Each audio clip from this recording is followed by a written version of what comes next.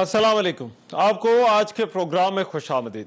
गुज़िश्ता रात मस्जिद नबी सल्लल्लाहु अलैहि वसल्लम में पेश आने वाले वाक़े के बाद हुकूमत तहरीक इंसाफ को, साबिक़ वज़ीर आज़म इमरान खान को और उनके बयानिए को इस वाक़े का ज़िम्मेदार करार दे रही है।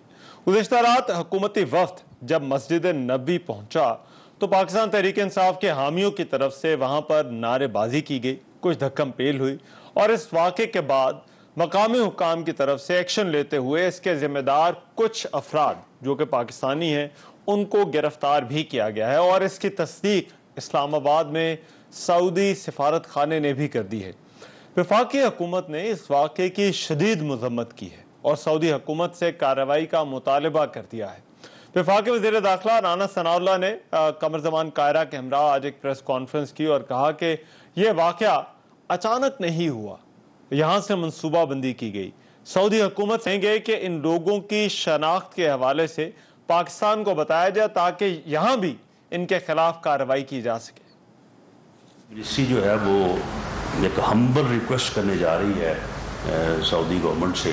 वो तो ये है कि इन लोगों को वापस भेजा जाना चाहिए। हम उनसे ये रिक्वेस्ट करने जा रहे हैं कि इन लोगों की शनाख्त जो है वो हमें करके भेजें। ये 150 आदमियों को इकट्ठा करना और उनको भेज देना किसी जगह पे भी जाएं जी, ये तो बड़ा आसान काम है। इससे सियासत भी किसी और तरफ निकल जाएगी। ये सोच लें जो यहाँ पे कहते रहे हैं कि जी इनको पता चल जाएगा जो है वो कल क्या होगा वहाँ पे। तो मैं भी उन्हें कहना चाहता हूँ कि आप एक लिमिट को ऑब्जर्व करें, उसके बाद नहीं तो आपको भी पता चल जाएगा। जितना तुम बदतमीजी करोगे तुम्हें जवाब दिया जाएगा। ये कोई तरीका है? कभी खवातीन पे हमला कर दो, आप अब हरम शरीफ तक जा पहुंचे हो, आपकी कोई लिमिट ही नहीं है। पीटीआई के लीडरान कल ट्वीट्स कर रहे हैं फखरिया, फिर जब उसका ब्लो बैक आया और लोगों ने इनको कंडेम किया, फिर अपनी ट्वीट्स इन्होंने डिलीट करनी शुरू कर। सबसे बड़ी बात, आप बारगाहे नबूवत में खड़े हैं और वहां पे आपको तमीज नहीं है बात करने की, आप बदतमीजी कर रहे हैं। पाकिस्तान तहरीक इंसाफ के कुछ रहनुमा इस वाक़े को अवामी रद्द-ए-अमल करार दे रहे हैं और उनका कहना है कि ये कोई पार्टी पॉलिसी नहीं। उनका ये भी कहना है कि ये लोग जो हुकूमती लोग हैं ये जहां जाएंगे उन्हें शर्मिंदगी उठाना पड़ेगी। पाकिस्तान तहरीक इंसाफ के रहनुमा शेरी मज़ारी ने कहा कि इम्पोर्टेड हुकूमत को भी मदीना में नारों का सामना करना पड़ा। साबिक वफाकी वज़ीर फवाद चौधरी ने कहा कि ये लोग घरों से कैसे बाहर निकलेंगे। अलबत्ता पाकिस्तान तहरीक इंसाफ के रहनुमा अली मोहम्मद खान ने मस्जिद नबी में की गई नारेबाजी की मज़म्मत की है। इस वाक़े के बाद देखा गया कि रद्द-ए-अमल के तौर पर गुज़िश्ता रोज़ रात को साबिक डिप्टी स्पीकर कासिम सूरी और जमहूरी वतन पार्टी के कारकुनान में हाथापाई का वाक़या इस्लामाबाद में पेश आया, जिसके बाद कासिम सूरी ने कहा कि मुझ पर शाहजैन बुगटी के गार्ड्स ने हमला किया। अब ये जो मस्जिद नबी में वाक़या पेश आया, इस वाक़े का जिम्मेदार कौन है, ये वाक़या क्यों हुआ, एक तो आज के प्रोग्राम में इस पर जो है वो हमारी बात होगी। दूसरा, पंजाब का आईनी बहरान बदस्तूर जारी है। हमजा शहबाज से हलफ ना लेने के मामले पर लाहौर हाई कोर्ट अब से कुछ ही देर में फैसला सुनाने वाली है। ये फैसला महफूज हो चुका है और ये फैसला हो सकता है कि कुछ देर में जब आ जाएगा तो उस पर प्रोग्राम में भी जो है वो हम बात करेंगे। लेकिन ये आईनी बहरान हल होगा या नहीं, ये बड़ा सवाल है। फिर मुल्क में बढ़ती हुई लोड शेडिंग के हवाले से हुकूमत का दावा है कि वो इस पर काबू पा लेगी। क्या ऐसा हो सकेगा, ये भी प्रोग्राम में इस पर भी जो है वो बहस करेंगे। वेरी क्विकली मेरे साथ आज के प्रोग्राम में जो मेहमान मौजूद होंगे मैं तारुफ करा देता हूँ। सेनेटर डॉक्टर मुसद्दिक मलिक साहब वफाकी वज़ीर हैं पाकिस्तान मुस्लिम लीग नून से, वो आज के इस डिबेट में हमें ज्वाइन करेंगे। और सेनेटर ओन अब्बास साहब पाकिस्तान तहरीक इंसाफ से, वो आज की इस डिबेट में जो है वो हमारे साथ मौजूद होंगे। मैं ओन अब्बास साहब आपसे इस बहस का आगाज़ करना चाहता हूँ। पहले जो मस्जिद नबी में वाक़या पेश आया, मुझे उस पर आपका रद्द-ए-अमल चाहिए और आप इसको किस तरह से देखते हैं। हुकूमत कहती है कि आपकी पार्टी, आपके जो चेयरपर्सन हैं इमरान खान और उनका जो बयानिया है वो इस वाक़े का ज़िम्मेदार है। रिमान भाई, पहली तो बात यह है कि मैं इसको कंडेम करता हूँ वेरी फ्रैंकली। जिसने अली मोहम्मद खान ने कहा, मेरा पॉइंट ये है कि ऐसी जगहों पे इस तरह के मामला, सियासत अपनी जगह पे, लेकिन ऐसी जगहों के ऊपर सियासत नहीं की जा सकती। और दूसरा मजम्मत मैं ये भी करता हूँ कि अगर कोई भी जमात या कोई भी लीडर इसको पाकिस्तान तहरीक इंसाफ से या पाकिस्तान तहरीक इंसाफ की लीडरशिप से जोड़ने की कोशिश करता है, वो भी काबिल मजम्मत है। सियासत अपनी जगह के ऊपर, इबादत और अल्लाह का घर, उससे कोई ताल्लुक नहीं है। हम कभी भी किसी तौर पे भी किसी अपने वर्कर करने वाले को ये नहीं कहेंगे कि वो ऐसी जगह पर। मैं तो यहां तक भी कहता हूं कि जब एवन फील्ड के बाहर लंदन में जब कोई मुजाहरे किए जाते हैं वो भी पीटीआई के प्लान नहीं होते, वो वहां के लोग खुद ही प्लान करते हैं। सोशल मीडिया एक शाउट आउट चलता है, एक कैंपेन बिल्ट होती है और लोग चले जाते हैं। हमारा पीटीआई का वहां पे पार्टी का भी उससे कोई ताल्लुक नहीं होता। जहां हम 70 एवन फील्ड पे ये प्लान नहीं कर सकते वो हम हरम शरीफ पे ये कैसा कर सकते हैं? So this is condemnable. लेकिन उससे बढ़ के ये है कि रहमान भाई, this can not be the end of it. Very frankly ये अनफॉर्चुनेट है कि ये शायद आखिर ना हो। इससे अजीब अजीब और वाकये भी पेश आएंगे, क्योंकि जो एक अवामी रद्द अमल है उसको करना, उसको डिटरमिन करना कि वो कहां पे, क्यों, कैसे अपना रिस्पांस दिखाएगा, उस तमाम बयानी के ऊपर जो इमरान खान साहब ने बिल्ड किया है, जो कि एक हकीकत है कि आपने पाकिस्तान में एक इंपोर्टेड हुकूमत को यहां पे इम्प्लांट कर दिया है अमेरिका की छतरी के नीचे, और पाकिस्तान में एक इलेक्टेड गवर्नमेंट को उठा के आपने बाहर कर दिया जो कि 155 सीटों के साथ सबसे ज्यादा अददी अक्सरियत रखती थी। इस बयानी के ऊपर पाकिस्तान की आवाम का जो रिएक्शन है, मैं आपको रहमान भाई एक चीज बता दूं, मैंने आज देखिए मैंने आपको एक चीज बता दूं, मैंने आज खान साहब को मुल्तान में जी जी जी आप कर लीजिए बात। मेरा सवाल ये था कि आज मैं और खान साहब ये भी कह रहे हैं, हुकूमत वाले ये भी कह रहे हैं कि खान साहब आज मुल्तान में थे, ज़ाहिर बात है आपके अपने शहर में इवेंट था वहां पर, तो वहां पर अगर वो कह देते तो इससे फर्क पड़ता। तो मेरा सवाल भी यही था कि अगर लीडरशिप कह दे कि ये लकीर है, आपने एहतजाज अगर करना है तो इस तरह से करना है, तो क्या कारकुनों को इससे कोई फर्क नहीं पड़ेगा? आज मुल्तान में जब वो वर्कर कन्वेंशन के लिए आए, मतलब it was a huge worker convention, तो वहां पे जब बात करूंगे, बात करने से पहले मैंने जब तकरीर की तो मैंने खान साहब को कहा, मैं कहा खान साहब एक जो टूटी होती है पानी की टूटी, अगर वो आगे से टूट जाए तो पानी का प्रेशर पीछे से आना शुरू कर देता है। इस वक्त पाकिस्तान में हालात है कि वो पानी का प्रेशर जो पीछे से आ रहा है, आपने आगे हाथ रखा हुआ है और प्रेशर रुका हुआ है, यानी कि जो अवामी रद्द अमल है वो अपनी जगह पे तैयार है, वो जगह बनाने को तैयार है, आपने उसको रोका हुआ है। अवाम ने अपना ज़हन बना लिया है कि आपने स्टेटस क्वो के खिलाफ या इस सिस्टम के खिलाफ कब इस अवामी रद्द-ए-अमल को आजाद करना है। और मैं आपको यकीन दिलाता हूं कि खान साहब ने कभी प्रोवोकेटिव किस्म का वो बयानियां बिल्ट नहीं किया। हमने अपने पॉलिटिकल एक नैरेटिव के अंदर रहते हुए अपनी बात की है कि हमारे साथ ज्यादती की गई, अमेरिका की बेस के ऊपर पाकिस्तान में इन लोगों को यहां पे इम्प्लांट किया गया है, जो कि पाकिस्तान में गुलामी की एक जो लंबी एक हमारी लंबी लाइन लगी आ रही है, कम से कम इस दफा कबूल नहीं करेंगे। अब उस पर अवाम कैसे रिस्पॉन्स करते हैं, यकीन जानिए इसमें इस तरह का रिस्पॉन्स कम से कम हम प्लान नहीं कर सकते, ये अवाम की अपनी सोच हो सकती है। ठीक है, राइट। डॉक्टर साहब thank you so much for joining. एक तो ऑन साहब ने बड़ा कहा, उन्होंने कहा कि खुलकर वो इसकी मजम्मत करते हैं। आप शायद उस वक्त जो है वो बैठ रहे थे जिस वक्त ये बात हुई, तो मैंने कहा आपको मैं कम से कम ये तो बता दूं। दूसरा उनका जो पॉइंट है कि बाज़ औक़ात जो अवामी रद्द-ए-अमल होता है वो पार्टीज़ भी उसको कंट्रोल नहीं कर पाती, और शायद इसी वजह से ये जो वाक़या हुआ है इसके पीछे भी यही वजह है। देखिए बात ये है कि इस तरह की जिस तरह की गुफ्तगू इमरान खान साहब कर रहे हैं और जिस तरह आवाम को उकसा रहे हैं, ये तो हिटलर भी करता था। वो भी कह सकता है कि ये सब अवामी रद्द अमल है जो कुछ हुआ। ये क्या बात हुई? यानी आप खुद निकल के आप जो अपने कंटेनर्स के ऊपर खड़े होके जो तकारीर कर रहे हैं, शेख रशीद साहब कर रहे हैं, कभी आप कह रहे हैं घिराओ, जलाओ, उल्टा दो, अवाम का समंदर आ रहा है, आपको आइन की कोई परवाह नहीं है, आप कहते हैं हम ओथ नहीं लेंगे। हिटलर की तरह आप खड़े होके कहते हैं कि ऑपोजिशन मेरी जो है वो गद्दार है, आर्टिकल 5 लगाते हैं, यानी गद्दारी का आर्टिकल जो है कि मुल्क से वफादार नहीं है ये जो ऑपोजिशन के लोग हैं, आप आर्टिकल 5 लगाते हैं। आर्टिकल 5 की आड़ में आप कहते हैं कि ये वोट नहीं डाल सकते। उसके बाद आप गिराओ जलाओ की बातें करते हैं। उसके बाद आप नाउज़ बिल्ला आप कहते हैं जिस तरह रसूल पाक पैगाम दिया करते थे, मैं आपको पैगाम, खुदा का पैगाम लेकर आते थे, नाउज़ बिल्ला मैं आपको पैगाम। ये क्या गुफ्तगू कर रहे हैं आप, क्या बातें कर रहे हैं? हम आपके सियासी हरीफ हैं, आप किस तरह की गुफ्तगू फरमा रहे हैं? आप जाके हमें कह रहे हैं कि जी अमेरिका के हाथ इम्पोर्टेड हुकूमत, तो अमेरिका के हाथ जो वर्ल्ड कप जीत के आया था, जब अमेरिका के हाथ जाके डोनाल्ड ट्रंप के हाथ के अंदर कश्मीर का सौदा करके आए थे और माने थे कि मैं कश्मीर की सालसी डोनाल्ड ट्रंप को अमेरिका को देकर आया हूं, तो क्या करके आए थे? ये जो गुफ्तगू फरमा रहे हैं, तो फिर ये इतनी देर से अमेरिकी टेलीफोन का इंतजार क्यों कर रहे थे?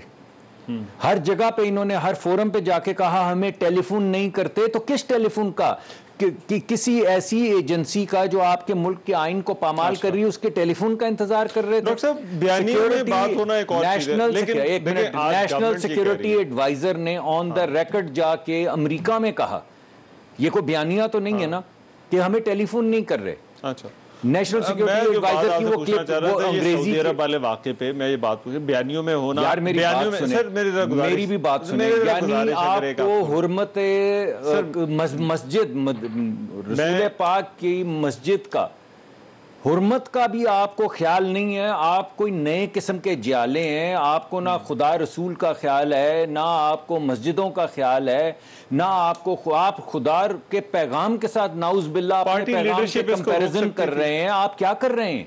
अब हुकूमत ये कह रही है कि मंसूबाबंदी करके ये किया गया, तो मैं ये इस वजह से पूछना चाह रहा था यार कौन सी आप जरा इनके खान साहब की तकारीर चला, ये समझते हैं आप तकारीर चलाएं। आप इस बात के ऊपर कि हुकूमत ये समझती, छोड़ दें, हुकूमत गलत समझती है। आप ये खान साहब जो तकारीर कर रहे हैं, शेख रशीद साहब ने जो तकारीर की है वो तकारीर चलाएं। आप छोड़ें इस बात को कि हम क्या कह रहे हैं। ठीक, आपको ये हमने कहा कि हम गद्दार हैं, ये हमने कहा कि हम जो गैर मुल्की ताकतों के आलाकार हैं, ये हमने कहा है। अपने मुल्क के इलेक्टेड मेंबर्स को मैं यहां बैठ के कागज ऐसे करके कह दूं, मेरे दोस्त हैं ओन साहब, मैं कभी ऐसा नहीं कहूंगा। और ओन साहब मैं सिर्फ इस वजह से आपका नाम लेने लगा हूं कि आप मेरे दोस्त हैं और आप दरगुजर फरमाएंगे इस बात को, क्योंकि किसी और का नाम लूंगा तो वो गाली गलोच करेंगे। मैं यहां कह दूं कि ओन साहब गद्दार हैं। क्यों कहूं मैं इनके साथ रोज बैठता हूं सेनेट में, हमारा पॉलिसी पे बाज मरतबा मुत्तफिक होते हैं, बाज दफा इख्तलाफ होता है, और हम एक दूसरे को अपोज भी करते हैं, एक दूसरे का साथ भी देते हैं। अब मैं यहां बैठ के कह दूं ये गद्दार वतन है, ये एजेंट है किसी मुल्क के, ये क्या कर रहे हैं आप? फिर आप कहें कि लोग जो हैं वो खाना खुदा के अंदर या हुजूर पाक सल्लल्लाहु अलैहि वसल्लम की मस्जिद के अंदर क्या कर रहे हैं, तो वो क्या करें? और अब्बास साहब, ये वाकई मसला देखिए, तकारीर का जो खान साहब ने की हैं, या आज जिस तरह से बहुत सारे लोग जो है वो शेख रशीद के उनकी तकारीर का हवाला दे रहे हैं, क्या ये वाकई मसला वहां से ओरिजिनेट होता है? अच्छा, मैं इस पे फिर देखें पॉइंट पे दूंगा कि कभी भी पार्टी की लीडरशिप इस किस्म की डायरेक्शन नहीं देती। अब जो कासिम सूरी साहब के साथ सुबह वाकया सहरी के टाइम पेश है, वो यकीनन मुसद्दिक मलिक साहब ने नहीं किया होगा, ठीक है, आई एम नॉट श्योर कि वो कौन होगा, लेकिन यकीनन नून लीग की कहीं ना कहीं पार्टी में या शाहजैन बुगटी के या जो भी जिनके लोग थे जिन्होंने रिएक्ट किया, उन्होंने उसको प्रोवोक किया और वहां जाके एक्ट कर दिया। लेकिन हैविंग सेड दैट, जैसे मलिक साहब ने अभी कहा वो नाउज बिल्ला वाली बात, अब ये कई चीजें ऐसी होती हैं जो आउट ऑफ द कॉन्टेक्स्ट हो जाती हैं। मैं इस क्लिप को इसलिए बात क्लियर करना चाहता हूं ताकि मुसद्दिक भाई भी समझे। वो 26 सेकंड का क्लिप है जिसमें प्राइम मिनिस्टर साहब ने कहा कि मेरा पैगाम जाके पहुंचाओ, और उससे पहले उन्होंने कहा कि हुजूर सल्लल्लाहु अलैहि वसल्लम भी अल्लाह ताला का पैगाम लेके जाते थे। अगर उस पूरे 1.5 मिनट के क्लिप को समझाया जाए तो वो कहते थे कि हुजूर भी अल्लाह ताला का पैगाम लेके जाया करे ताकि जाके मेरा इस्लाम का पैगाम पहुंचाओ। और उस कॉन्टेक्स्ट में करो कि आज मैं हक व बातिल की जो जंग पाकिस्तान में लड़ रहा हूं, जो एक गुलामी की जंग पाकिस्तान में लड़ रहा हूं, उसके लिए मैं अपने नौजवान और यूथ को कहता हूं कि वो भी जाके मेरा पैगाम पहुंचाएं। बहुत न्यूट्रल, बहुत एक मोरालिटी बेस्ड प्रोग्राम है। अब इस पूरे पैगाम को इस तरह करके पॉल्यूट करके पेश कर रहा, जिन लोगों ने कल ट्वीट किए नाउज बिल्ला, उन्होंने तकरीबन प्राइम मिनिस्टर को मलून की तरफ लेके जा रहे थे।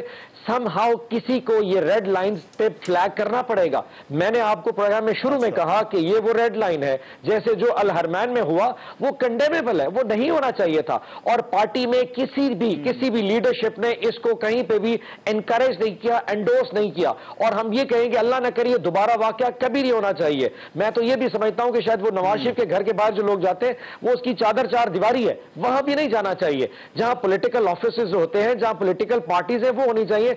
लेकिन जहां अवाम के अपने जज्बात है, वो कहना कि वो किसी ने प्रवोक किया, यकीन जानिए रहमान भाई, लोग अगर इस वक्त खान साहब की तकरीरें सुन के रात को रोना शुरू कर देते हैं तो वो उनके जज्बात है। अब मैं कहूं जी अवाम आपने रोना नहीं है, उनको खान साहब से मोहब्बत है, वो उसके पैगाम को अब्जॉर्ब भी करते हैं, वो उसको आगे लेके जाना भी चाहते हैं। अब अगर दूसरी पॉलिटिकल पार्टी समझती है कि खान साहब लोगों के जज्बात के साथ खेल रहे हैं, जनाब उनको रोना नहीं चाहिए, ये मेरे बस में नहीं है। हमारा काम है पैगाम देना कि ये गलत है, ये ठीक है, ये गुलामी है, ये आजादी है। तो अब जी जी देखिए यही जो नुक्ता है डॉक्टर साहब, जो वोटर करता है या कोई सपोर्टर करता है और जो लीडरशिप करती है, क्या उस पर कोई लकीर खींची जा सकती है? ये जो ऑन साहब जिस तरह से ये डिस्टिंक्शन कर रहे हैं कि अगर एक जज्बाती वोटर है वो अगर कुछ करता है तो उसको लीडरशिप के साथ जो है वो नहीं जोड़ा जाता। देखिए, वोटर ने तो नहीं कहा ना कि जो लोग मुझे मेरे सियासी हरीफ हैं वो गद्दार हैं, ये वोटर ने कहा है।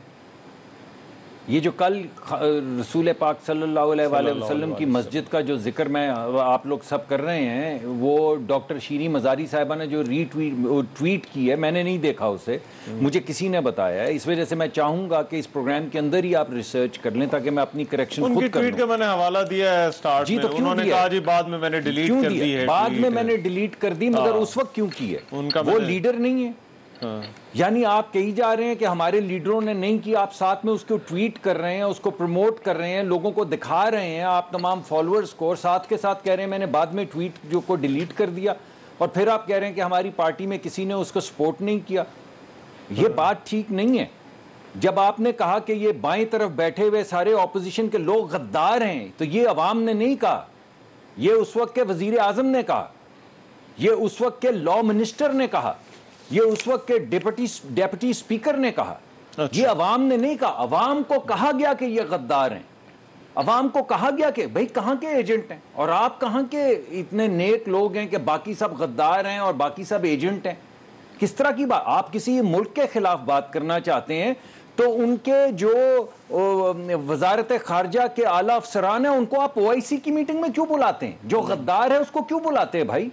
जो आपके मुल्क के आइन को पामाल कर रहे हैं उसको क्यों बुलाते हैं? उसको मसनद पे क्यों बैठाते हैं? आपके जो एम्बेसडर हैं वो जाते जाते क्यों वो करते हैं कि भाई इन्होंने बड़ा अच्छा, वही शख्स जिसके ऊपर इल्जाम लगा रहे हैं उसकी तारीफ के अंदर जो ट्वीट्स किए हैं वो क्यों करते हैं? और अभी उन्होंने आके नेशनल सिक्योरिटी कमेटी के अंदर उसी बंदे ने जिसका आप वो परवाना लेकर घूम रहे हैं, वही साहब आके ऑन द रिकॉर्ड कहकर गए हैं कि ऐसी कोई बात नहीं, आप फिर भी कही जा रहे हैं कि ये एजेंट है, आप फिर भी कही जा रहे हैं कि ये अमेरिका के को रिप्रेजेंट। कैसी बात है ये? हमने आपको कहा है कभी? आपसे हमारे इख्तलाफात हैं, सियासी हैं और दोस्ती भी है, मैं तो अब ये भी नहीं कहता।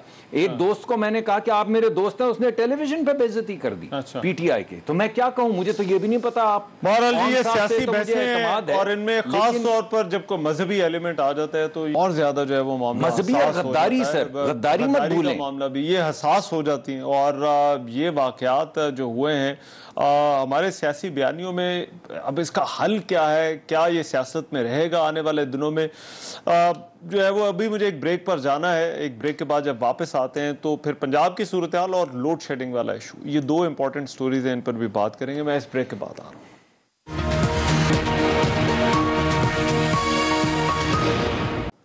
ब्रेक के बाद प्रोग्राम में एक मरतबा फिर से खुशामदीद। जो मस्जिद नबी में वाक़या पेश आया गुज़श्ता रात, उसकी तो हमने बात की, लेकिन एक और जगह जहाँ पर ये सियासी क्लैश जो है वो लगता है बहुत लंबा होता जा रहा है और जिसका कोई हल जो है वो नहीं निकल रहा। अदालत के फैसले भी उस पर आए, लेकिन अभी भी जो है वो एक फ़ैसला, अब जबकि इस वक्त जो है वो हम ये प्रोग्राम कर रहे हैं तो जो है वो कुछ ही देर में ये तवक्को है कि एक मरतबा फिर अदालत जो है वो हमजा शहबाज की अलम बरदारी से मुतालिक जो है वो कोई फ़ैसला जो है वो सुना सकती है। डॉक्टर मुसद्दिक मलिक साहब, ये क्या वजह है? ये क्यों आइनी बहरान इतना ज़्यादा जो है वो तवालत इख्तियार करता जा रहा है और ये इस मसले के पीछे आपको वजह क्या नज़र आती है?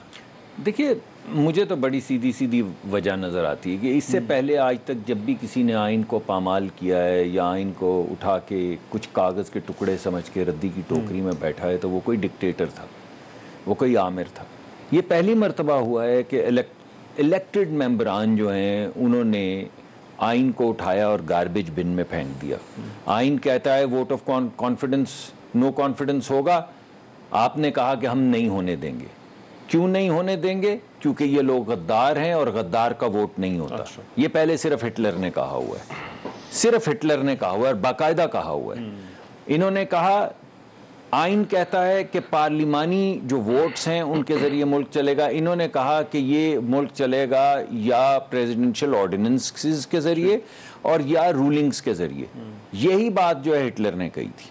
उसने भी इसी तरह वोटिंग राइट्स जो हैं उनको पामाल करके तो डिक्रीज के ज़रिए और ऑर्डिनेंसेस के ज़रिए मुल्क चलाना शुरू कर दिया था।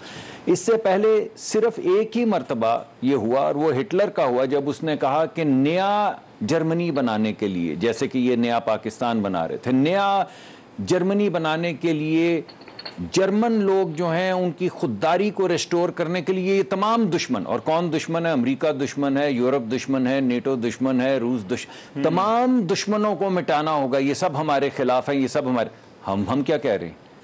यानी वो तमाम मामलात जो आइन में दर्ज हैं, अगर गवर्नर कह दे कि मैं नहीं मानता, अच्छा, अगर स्पीकर कह दे कि मैं नहीं मानता, सदर साहब ने शुरू में कुछ एक दफा अपने आप को एक्सक्यूज किया, मगर सदर साहब उसके बाद जो उनका रोल है वो प्ले कर रहे हैं। अच्छा। मगर अगर बाकी लोग इसके बावजूद कि अदालत जो मर्जी कहे, वो सवाल बजाय ये कहें कि आइन क्या कहता है और अदालत क्या कहती है, वो कहते हैं अदालत रात को क्यों खुली है, आप बंद करवा दें, आप अदालतें ही बंद करवा दें। अच्छा। आप ना अदालत को मानते हैं, ना आप ईसीसी को मानते हैं, ना आप पार्लिमान को मानते हैं, ना आप आइन को मानते हैं, ना वोट ऑफ नो कॉन्फिडेंस को मानते हैं। यानी अगर तमाम गवर्नमेंट, आपको क्या लगता है गवर्नमेंट इस वक्त ये चाहती है कि क्लैश हो, सड़कों के ऊपर जो जंग शुरू हो गई। पहली बात तो ये कि ओन साहब ने बड़ी अच्छी बात की, जो मस्जिद नबवी वाला वाकया जो है उसके ऊपर जो उनकी पोजीशन है मैं उसका बड़ा एहतराम करता हूं, और मैं भी कंडेम करता हूं जो कासिम सूरी साहब के साथ कल हुआ है। बिल्कुल ये गलत बात है। मगर प्रॉब्लम ये है कि इस वक्त बज़ाहिर ऐसा लगता है कि लाया अमल या स्ट्रैटेजी ये है कि ये जंग अब सड़क पे आ जाए ताकि सिस्टम फोल्ड हो। It's like saying I play और नो प्ले, कि अब ये जंग इस तरह पे आ जाए, इस नहज पे आ जाए कि ये सिस्टम फोल्ड हो, या तो मेरे ऑपोजिशन के लोग जो हैं वो कैपिचुलेट कर जाएं और मेरी बात माने, और अगर वो मेरी बात नहीं मानते तो पूरा सिस्टम पैक हो जाए सड़कों को। सिस्टम पूरा देखें, मैं ये कह तो नहीं सकता ना, मैं कैसे कह दूं, ये जो भी कहना है, मैं आपको वो चीजें बता रहा हूं। देखिए लड़ाई तो हो गई ना, कल मस्जिद नबवी में हुआ झगड़ा, उसके बाद वही उसी तरह का झगड़ा यहाँ पे कोसार मार्केट में हो गया थोड़ी देर के बाद। कुछ जवानों ने, जो अलेजिडली कहा गया कि बलोच लड़के थे, वो नाराज हुए, उन्होंने लड़ाई की, उनके जो सरदार हैं, उनके जो पॉलिटिकल इलेक्टेड लीडर हैं, उनके साथ मस्जिद नबवी में बदतमीजी की गई। यानी सड़क तक तो बात आ गई, अभी तक हमने तो ऐसी बात नहीं की है। ठीक, तो मैं ये समझता हूं कि अगर आप आइन की तकरीम नहीं करेंगे, अगर आप गवर्नर जिसको लगाया वो गवर्नर बनने के बजाय अगर कुछ सिर्फ एक पॉलिटिकल रिप्रेजेंटेटिव बन के बोलेंगे आइन जो मर्जी कहे मैं नहीं करता, और तो कैसे चलेगा? और भाई ये गवर्नर का जो मसला है, अब ये वो एक तरफ जो आर्गुमेंट किया जा रहा है पूरे का पूरा केस कि ये तकनीकी मसला है, कानूनी मसला है, प्रोसेस ठीक नहीं है, आपको लगता है ये वही मसला है या ये पॉलिटिकल इशू भी है, जिस तरह से जो बात डॉक्टर मुसद्दिक साहब ने की? मैं थोड़ा सा बात पिछली मुकम्मल कर लूँ। डॉक्टर साहब ने एक बात की और मैं उस पर मुझे पीछे चला जा रहा हूँ। आज से कुछ 6-8 महीने पहले या साल पहले एक दफ़ा पार्लियामेंट के बाहर एक बड़ा बदमज़ा किस्म का एक वाक़या पेश आया था जिसमें मलिक साहब भी मुलव्वस थे। मैंने जब वो वीडियो देखी थी, यकीन जानिए मुझे इतना अफसोस हुआ था और मेरा दिल था कि वहाँ पर जो लड़के थे उसमें से 2-3 शायद PTI के होंगे, कुछ ऐसे यंगस्टर जो मैंने कभी PTI में देखे ही नहीं थे, उन्होंने शायद उस वक्त मलिक साहब से बदतमीजी की थी। मैंने उनको बड़ी ढूंढने की कोशिश की, मैं उनको जाके इसका मतलब आई शुड टेल देम कि यार ये कोई रिस्पेक्ट नहीं होती।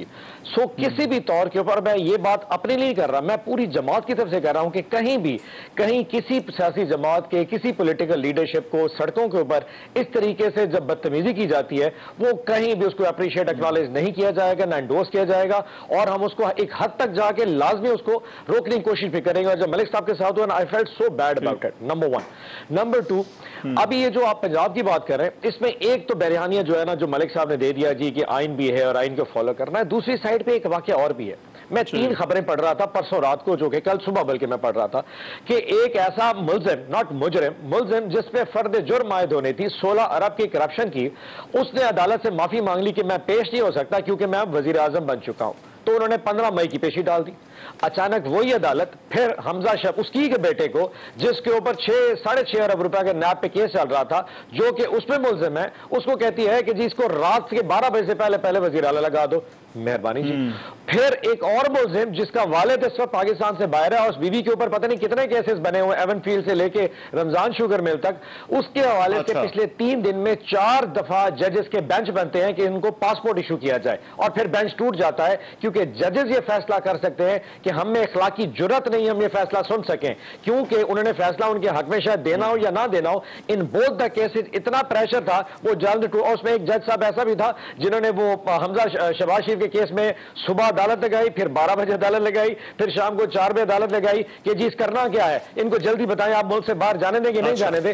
सो वो जजेस भी प्रेशर में आ गए। जहां एक साइड पे कोर्ट्स इतना प्रोएक्टिव अप्रोच लेके जा रही हो, वह आइन क्या कर पाएगा? हमारा पॉइंट बड़ा सिंपल है, पार्लियामेंट और जुडिशरी दो अलग-अलग चीजें, आप इसको हिसाब से चलने दें। हमारा जो वैलिड पॉइंट है कि जिस तरीके से जिस दिन पंजाब असेंबली के इजलास में हमारे मेंबरान पार्लियामेंट को आइज वाली साइड के ऊपर जहां के हमने जाके वोट डालना था, वहां 1000 पुलिस वालों को खड़ा करके उन मेंबरान असेंबली को जिस तरीके से जदोगोब किया गया, हमारी खवातीन को जिस तरह मारा गया, और उस पूरे प्रोसेस को इस तरीके से मनूवर किया गया, यानी कि आईजी जो पंजाब है वो स्पीकर गैलरी में जुड़ा बैठा था, चीफ सेक्रेटरी बैठा था, और वो एक माइक लेके खड़े थे डिप्टी स्पीकर, जो कि पीटीआई का बंदा था, माइक लेके खड़ा वहां पे अगर पॉलिटिकल कोई मसला है, अगर दो फरीक हैं, सियासी फरीक हैं, उन्होंने फैसले के लिए तो फिर अदालत के पास जाना है।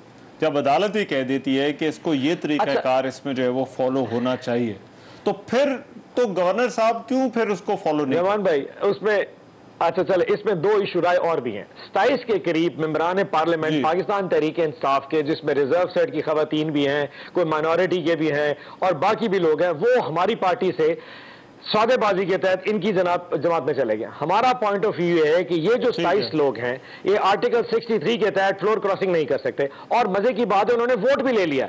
तो हमारा पॉइंट है कि उनका जो वोट है वो किसी भी तौर के ऊपर उधर नहीं जा सकता। अगर चला गया है तो उनको फौरी तौर पर उनको डीनोटिफाई किया जाए, जो कि इलेक्शन कमीशन ने दे दिया है, और अगर वो डीनोटिफाई हो जाते हैं और वो मेंबरान असेंबली नहीं रहते, तो फिर ये इलेक्शन दोबारा होना पड़ेगा, जिसके बाद पता चलेगा अब मेजोरिटी किसके पास है, कि आपके पास 172 का नंबर है, नहीं आप 186 में से 87 नंबर।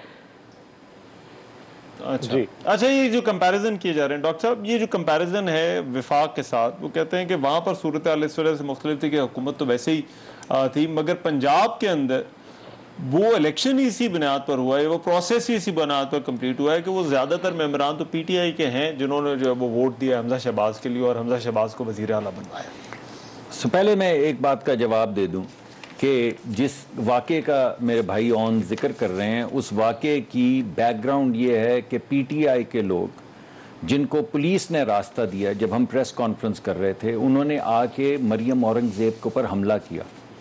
इतने बहादुर और गैरतमंद थे कि एक लड़की के ऊपर उन्होंने ना सिर्फ पहले ज़बानी हमला किया, बल्कि उसके बाद उन्होंने ठुड्डा मारने की कोशिश की, जिसके ऊपर वो ब्रॉल हुई थी। और डॉक्टर साहब हमने कंडेम किया था पीटीआई के नहीं, वो पीटीआई का, सुन लीजिए मेरी बात, क्योंकि हम तो वहां पे दो ही थे ना लोग, वो तो सारे लोगों ने टेलीविजन पे देखा। हमने तो रेजिस्ट किया अपनी बहन को बचाने के लिए, और अगर पीटीआई की भी कोई बहन होती तो हमारा रवैया वही होता जो उस दिन मरियम औरंगजेब के लिए। इस वजह से पहली बात तो मैं ये क्लियर करता चलूं कि मैंने ये ऑन द रिकॉर्ड कहा है कि अगर कोई भी शख्स को पीटीआई की को खातून होती है और उनको अकेली को कोई जदोकोब और गाली गलोच करने की कोशिश करता, तो हमारा रवैया इससे मुख्तलिफ नहीं होता। दूसरी जो मैं बात कर रहा हूं वो ये है कि अगर आप ये समझते हैं कि जिन लोगों पे इल्ज़ाम हैं, जिनको पर फर्द जुर्म आयद हो रही है, उनको वजीर आला या वजीर आजम नहीं होना चाहिए, तो वो लोग जो कानून के अंदर एब्सकॉन्डर हो चुके हों वो वजीर आजम बन सकते हैं। जब वजीर आजम इमरान खान साहब बने हैं तो वो उस वक्त एब्सकॉन्डर थे, मगर वो पॉलिटिकल केस है। लेकिन अगर हम कहें कि हमारे ऊपर पॉलिटिकल विक्टिमाइजेशन के केस किए गए तो वो झूठ है। अगर आप कहें कि वो आप एब्सकॉन्डर वजीर आजम बन गए थे तो वो सच है। वजीर जो एब्सकॉन्डर सिर्फ वजीर आजम नहीं, वजीर दिफा भी एब्सकॉन्डर थे, उसके अलावा फाइनेंस मिनिस्टर भी एब्सकॉन्डर थे, और मैं आपकी आधी काबीना का नाम लूं तो वो सारे एब्सकॉन्डर थे। फिर चोरी के इल्जाम तो ईओबीआई में से केस के अंदर से जिन लोगों पे फर्द जुर्म आयद हो चुकी थी एनआईसीएल और ईओबीआई के केसेस में, उनको आपने वजीर बनाया। और मालम जब्बा के केस के अंदर जो लोग जिन पे फर्द जुर्म आयद हो रही थी, इन्वेस्टिगेशन हो रही थी, आपने उनको वजीर बनाया। और जो आपकी एहतसाब कमीशन के वो जो आपने लगाए थे जर्नैल साहब, जिन्होंने आपके 5 जर्नैलों का कहा कि कड़ियां हथकड़ी की शक्ल में उन तक पहुंचती हैं, वो आपके सूबे के अंदर भी वजीर रहे और वफाक में भी। लेकिन आप ये कह रहे हैं कि हम अगर करें तो वो हक की लड़ाई है।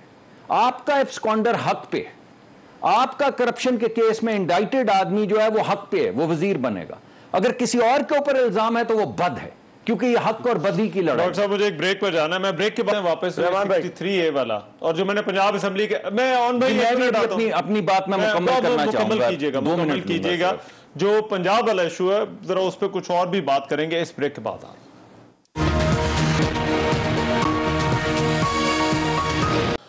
ब्रेक के बाद प्रोग्राम एक मरतबा फिर से खुशामदीद। ये जो बात हो रही थी पंजाब की सूरत हाल के ऊपर और वहां पर जो आईनी बहरान चल रहा है, डॉक्टर साहब आप बात कंप्लीट करना चाह रहे थे। देखिए पीटीआई ये कहती है कि यहाँ पर सूरत हाल कौमी असम्बली से मुख्तलिफ है, क्योंकि जिन लोगों ने हमजा शहबाज को वोट दिए वो सारे बंदे उनके। बड़ी सीधी सीधी बात है जी। पहली बात तो ये है कि नेशनल असम्बली के अंदर भी जो स्पीकर और डेप्यूटी स्पीकर थे, क्या उनका रवैया मुख्तलिफ था? अच्छा। या तो आप ये कहें कि वहाँ पे तो उन्होंने कहा कि हाँ आप वोट कर लें, क्योंकि यहाँ पे तो सिर्फ हमारे इलाकी अलहदा हो रहे हैं, मगर हमने पंजाब में नहीं किया। जो रवैया यहाँ था वही वही नेशनल असम्बली में था। दूसरी बात ये है, मेरे भाई ने कहा कि आइन वहाँ पे क्या कर पाएगा? आइन यही कर पाएगा जो आइन में लिखा है। आइन में लिखा है कि अगर कोई डिफेक्शन करेगा तो आप उसके बाद उस पर एक्शन ले सकते हैं। आप ये थोड़ी कर सकते हैं कि डिफेक्शन नहीं करने देंगे। ये कहाँ लिखा है? लिखा है आइन में कि अगर कोई पार्टी के खिलाफ वोट करेगा वोट ऑफ नो कॉन्फिडेंस में, तो आप उसको डिस्क्वालीफाई, पार्टी का अगर सदर कहे और उसका केस भेजा जाए तो वो डिस्क्वालीफाई हो जाएगा। तो अगर किसी ने आपके खिलाफ वोट किया है, उससे वोट नहीं चला जाता, वोट तो होता है। ये तो आइन में दर्ज है। और ये तो वोट फ्लोर क्रॉसिंग जो है मुसलसल आपकी पार्टी करवा रही है। आपने इलेक्ट करवाया सेनेट का चेयरमैन माइनॉरिटी होने के बावजूद, बलूचिस्तान की गवर्नमेंट आपने इलेक्ट करवाई, आपने हर जगह पे फ्लोर क्रॉसिंग करवाई। अब आप कह रहे हैं कि ऐसा नहीं। अभी आपने vote of no confidence AJK में अपने वजीर आजम के खिलाफ किया है, क्योंकि वो जो साहब क्यों किया है मैं उसमें नहीं जाऊंगा, क्योंकि उसमें बदगुमानी पैदा होगी और फिर मैं ऐसी बात करूंगा जो फजूल होगी। लेकिन आपने अभी अपनी पार्टी के वजीर आजम के खिलाफ वोट ऑफ नो कॉन्फिडेंस कामयाबी से करवाया है। सवाल ये पैदा होता है कि जब पंजाब में वो आप बेशक जाएं, उनको डिस्क्वालीफाई करवाएं, आप ये कहें कि आइन के बावजूद हम वोट नहीं होने देंगे, आप ये कहें कि अदालत कह रही है कि ओथ लो मगर हम ओथ नहीं लेने देंगे, तो फिर तो आपका कानून हुआ ना, आइन तो ना हुआ। और नवाज साहब, अगर गवर्नर के एतराजात है या गवर्नर के तहफ़्फ़ुज़ात है तो ये फैसला किस फोरम पर होगा? रमन भाई, मैं थोड़ा सा फिर पीछे जवाब दूं, क्योंकि मलिक साहब ने पॉइंट रेज किया था कि जी जो हमारा प्राइम मिनिस्टर इमरान खान, आप मुख्तसर कर लीजिएगा क्योंकि मैंने वो लोड शेडिंग वाले इशू पे बात करनी है। जल्दी जल्दी एब्सकॉन्डर दो किस्म के होते हैं। एक एब्सकॉन्डर है जो प्राइम मिनिस्टर साहब पे केस है, इमरान खान साहब पे केस था, वो था पीटीवी हमला केस, यानी कि उन्होंने शायद पीटीवी के दफ्तर पे हमला किया था। इस केस की नौयत क्या है? और जो शहबाज शरीफ साहब जिस पे इल्जाम लगा था उसके उनके अकाउंट में 6.5 अरब की और 10 अरब की 16 अरब की टीटियां आई थी, और जिन अशखास के अकाउंट में थी उन्होंने कहा कि हमने शहबाज शरीफ साहब के इमाम के ऊपर ये पैसे वसूल किए और उनके हवाले कर दिए। अब पीटीवी हमला केस और टीटियों के केस में कौन सा पॉलिटिकल केस है और कौन सा करप्शन का केस है, इसको अवाम पे फैसला छोड़ देते हैं, पहली बात। दूसरी बात, अब जंग इस जो पंजाब में चल रही है वो रहमान भाई, वो बेसिकली इखलाकियात की, आइन की जंग तो अपनी जगह पे है, इखलाकियात की भी है। जब अब इतने बड़े इखलाकियात कर सकते हैं कि अगर पीटीआई की किसी खातून पे हमला होगा तो मुसद्दिक मलिक साहब कहते हैं कि मैं आके उसको प्रोटेक्ट करूंगा, जबरदस्त। लेकिन जब पंजाब में 27 के करीब मेंबरान असेंबली की कीमत लगी और उनको मंडियों में घोड़े गधों की तरह खरीदो फरोख्त किया जाएगा, तो उस सूरत में मैं आइन का झंडा पहले उठा लूंगा, क्योंकि मैंने हमजा शबाशी को वज़ीर-ए-आला बनाना ही बनाना है। एक वो जमात जो 180 अरकान के साथ वहां पे जमहूरियत में मेजॉरिटी के साथ बैठी है, आप एकदम उसको बिठा के 150 पे कर देते हैं, वो सारी इखलाकी रवायात कहां रह जाती हैं? डॉक्टर साहब, मुझे इसी चीज पे बड़ा एतराज रहता है कि मेरे नून लीग के दोस्त कहते हैं कि जी पीटीआई वाले गालम गलो। हमारा तो एहतराम यह है कि हम कुछ भी नहीं करते और बुरे बन जाते हैं, और आप लोग इतने मीठे बोल के पूरी पंजाब असेंबली में आपने सारी हमारी जमहूरियत को उठा के परे फेंक दिया और अपनी हुकूमत बनाने पे आ रहा है। कह रहे हैं कि हल्फ नहीं उठाने दें, 27 अरकान को हमें वापस करें और हुकूमत बना के दिखा दें। नहीं बन सकते आप सर। और लोड शेडिंग की बात मैं आखिर रहमान भाई कह दूं, आप इसी अप्रैल की 29 तारीख 2021 का डाटा उठा के देख लें, अगर आज के दिन में इतनी ही लोड शेडिंग हमारे दौरे हुकूमत में हुई हो तो मैं आज को कह दूंगा कि हमारी हुकूमत खत्म हो जानी चाहिए थी। और अगर आज इनकी हुकूमत में बिकॉज मॉरल वैल्यूज नहीं है, इनके पास वो अथॉरिटी नहीं है हुकूमत करने की, इनको वो समझ नहीं लग रही, जहां पे 50 किस्म की जनाब पार्टीज के साथ वजीर लेके बैठे हैं, एनर्जी मिनिस्टर कहीं से है, पेट्रोलियम कहीं से आया, कोई किधर से, किसी को कोई समझ नहीं लग पा रही संभालना कैसे है। इस वजह से सारे इश्यूज आ रहे हैं जी सर। अच्छा चले, ये बिजली वाला और लोड शेडिंग वाला तो डॉक्टर साहब ये समझाएगा, क्योंकि गवर्नमेंट ने ये कहा है कि मई के शुरू में ये लोड शेडिंग जो है वो खत्म हो जाएगी। डॉक्टर मुसद्दिक साहब से पूछते हैं, मगर एक बात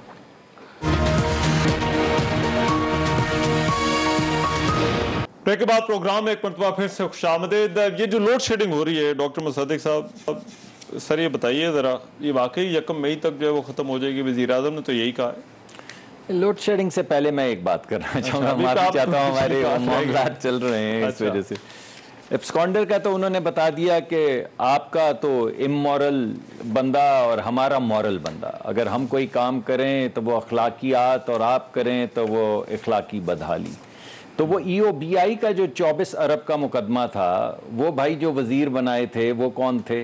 वो अखलाकियात में मबनी थे। वो केस जो था वो PTP पे हमले का था। जो NICL का 44 अरब रुपए का मुकदमा था करप्शन का, उन्हें जो बनाया था वो आपके बड़े वजीर, जिनका आप कहते रहे कि पंजाब के सबसे बड़े या छोटे डाकू और फला फला फला। NICL का जो आपने केस बनाया 44 अरब रुपए का, वो बताइए अखलाकियात में मबनी था। जो मिनरल्स और मेटल्स का आपका केस था KP का, वो जो आपने लोगों को वजीर बनाया वो अखलाकियात में मबनी था। जो मालन जब्बा का केस था, जिनको आपने इलेक्ट करवाया, जिनको आपने ओहदे दिए, ये तमाम लोग जो थे ये अखलाकियात पे, इन्होंने सबने PTV पे हमला किया था, इस वजह से आपने इनको वजीर सबको बनाया। अच्छा, इसको छोड़ें, जरा गधे घोड़े की बात कर लेते हैं। इलेक्शन से पहले जो लोग टूट के आपके पास आए थे वो गधे घोड़े थे। अच्छा, 2018 के इलेक्शन से पहले जब कोई अफसरों के साथ मिलकर आप लोगों को तोड़ के पार्टी बना रहे थे, वो गधे घोड़े थे। जब इलेक्शन के बाद पंजाब में सबसे बड़ी पार्टी PMLN बन के निकली और इलेक्शन के बाद फिर आपने आजाद लोग जो अपने साथ मिलाए, वो जो मिलाए थे वो गधे घोड़े थे भाई। जब आपने सेनेट का इलेक्शन, जिसमें आपने देखा वहां पे सेनेट के इलेक्शन में जब माइनॉरिटी ग्रुप ने अपना सेनेटर इलेक्ट करवाया तो वो गधे घोड़े थे। जब बलूचिस्तान की हुकूमत उल्टाई आपने तो वो गधे घोड़े थे। और अभी आपने जो अपनी हुकूमत उल्टाई है AJK में, तो गधे घोड़ों के जरिए आपने उल्टाई है। आ जाए लोड शेडिंग पे आ जाए, आप दोनों को बुला लेते हैं किसी दिन, एक और प्रोग्राम आप भाई के साथ कर लेते हैं। अब मैं आपको बताता हूं, जो ये कह रहे हैं कि मॉरल पोजीशन नहीं, भाई मैं हूं वजीर पेट्रोलियम का। अगर कोई आपको इमोरल चीज लगती है तो डायरेक्टली मुझे कन्फ्रंट करें, इनडायरेक्ट बात ना करें कि जिनके वजीर जो पेट्रोलियम के हैं उनकी मॉरल पोजीशन नहीं है, तो आप मुझसे बात करें।